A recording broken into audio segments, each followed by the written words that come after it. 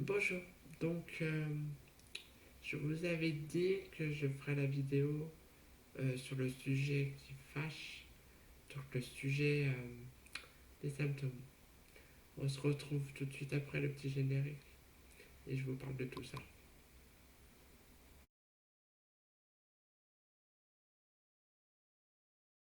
Je vais vous parler donc des symptômes, mais avant de vous parler de l'ensemble des symptômes, je vais vous parler de mes symptômes quand ma maladie est arrivée.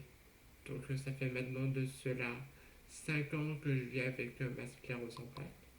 On n'est pas très copines, mais on apprend un petit peu à cohabiter. Donc on s'y fait de toute façon. Donc les premiers symptômes que j'ai eus au tout début de, de, de ce cheminement, on va dire, euh, j'ai eu des troubles. J'avais des pertes d'équilibre, j'avais des vertiges, avec des tremblements, surtout sur la pointe des pieds. J'avais la pointe des pieds qui faisait comme ça en fait. Et donc il y avait ça. Donc ouais, du mal à marcher. J'avais énormément de mal à marcher. Donc c'était ça, on va dire, mes premiers symptômes. C'est vraiment mes premiers. Et puis après, bah, là, j'ai eu un petit incident là où j'habitais. Et c'est les pompiers qui m'ont emmené à l'hôpital. Ils m'ont passé une IRM. Donc IRM, ce qui veut dire image par rayonnement magnétique. Donc ça dure une bonne heure, hein, on est pendant une bonne heure dans la machine. Les IRM, ça ressemble un peu, je sais pas si vous avez regardé un petit peu Doctor House ou même dans Grey's Anatomy, ils ont des modèles d'IRM et c'est des gros tubes où le patient rentre dedans et après ils vont derrière un ordinateur. Et c'est un peu ça, une IRM, ça ressemble un peu à ça. Sauf que ça fait énormément de bruit. C'est pour ça qu'ils nous mettent un casque sur la tête. Ça, dans les films, ils vous le montrent pas, hein, parce que vous les verrez jamais avec un casque sur la tête. En tout cas, moi, j'en ai jamais vu. Hein. Parce que quand vous rentrez dans la machine, ils vous mettent des boules caisses. Après, ils vous mettent le casque. Soit ils vous mettent de la musique. Dans certains hôpitaux, il y a de la musique dans le casque. Mais dans d'autres, il n'y a pas de musique dans le casque. Donc moi où je vais, il y a la musique. Donc ça aide quand même à faire passer cet instant. Parce que le bruit d'une IRM, je pourrais pas vous décrire. Ça fait, bah, je peux essayer, mais on a l'impression d'être, comment expliquer? Vous voyez le bruit d'une machine à laver? Bah voilà, mais en pire. Donc après, je vais passer aux symptômes. Donc on a des symptômes plus ou moins différents, mais qui finalement se ressemblent. Comme j'ai dit, des vertiges, des pertes d'équilibre, des tremblements, euh, du mal à marcher, donc les membres qui ont du mal à fonctionner, euh, et des problèmes urinaires aussi, hein, des problèmes digestifs, euh, des problèmes visuels. C'est pour ça que je porte des lunettes. Sinon, je vois sans mes lunettes, mais c'est pas génial parce que en fait, j'ai une diplopie horizontale. Qu'est-ce qu'une diplopie? C'est que quand deux éléments se superposent. Par exemple, si j'ai pas mes lunettes, là par exemple j'ai la cigarette qui va être comme ça, et le même objet va être décalé comme ça. Vous voyez, en décalé. Je sais pas si vous arrivez à comprendre ce que je veux dire. En tout cas, si vous avez des questions, j'essaierai d'y répondre au mieux que je pourrai. Donc, après, ouais, des symptômes, je sais pas, j'en ai dit quelques-uns, mais il y en a encore quelques-uns.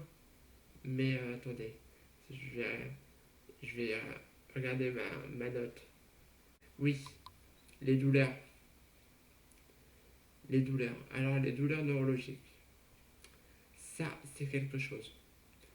Parce que moi, actuellement, donc j'ai des douleurs de type dans les jambes, donc au niveau des pieds et des mollets.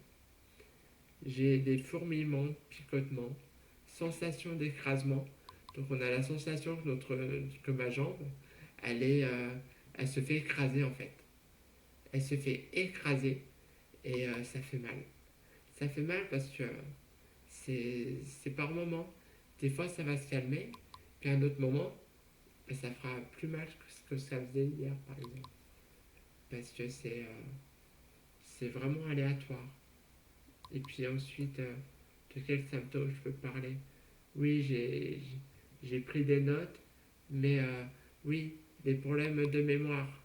Parce qu'on est obligé de prendre des notes ou de noter des choses.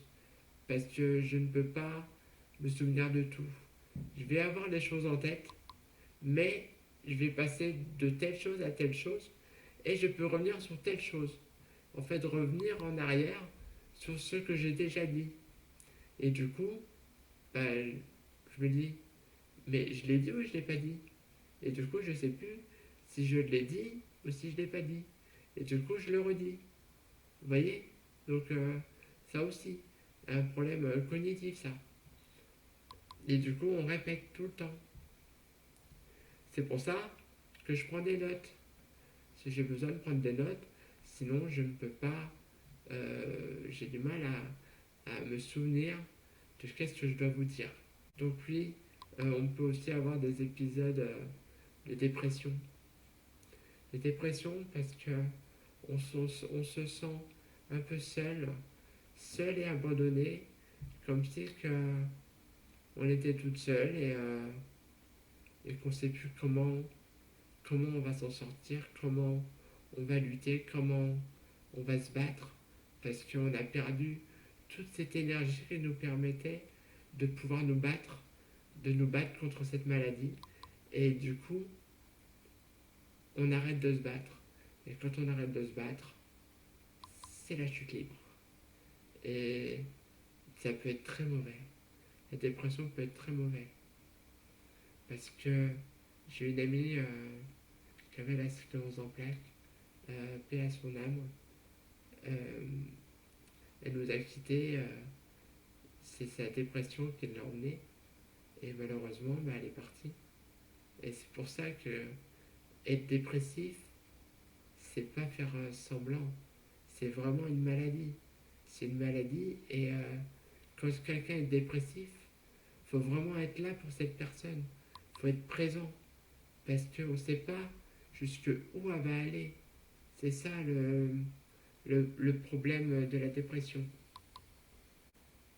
Ouais, moi, je crois que j'en ai dit pas mal hein, de symptômes. Donc je pense que là, pour cette fois, j'en ai fait le tour. Euh, donc je pense que je vais arrêter là. Hmm. Donc voilà, j'en ai dit pas mal. J'ai dû en sauter quelques-uns. En tout cas, si ça vous a plu, n'hésitez pas à me le dire en commentaire. Et si vous avez des questions, j'essaierai d'y répondre, que ce soit sur Facebook, Twitter ou YouTube. Je suis peut-être un peu moins sur Twitter. Sur Twitter et moi, ça fait deux. Donc c'est soit Facebook ou sur YouTube. Sur YouTube, ouais. Facebook et YouTube. Et je vous répondrai avec un grand plaisir. Donc n'hésitez pas à commenter et à me dire ce que vous en avez pensé. Et si vous avez des questions.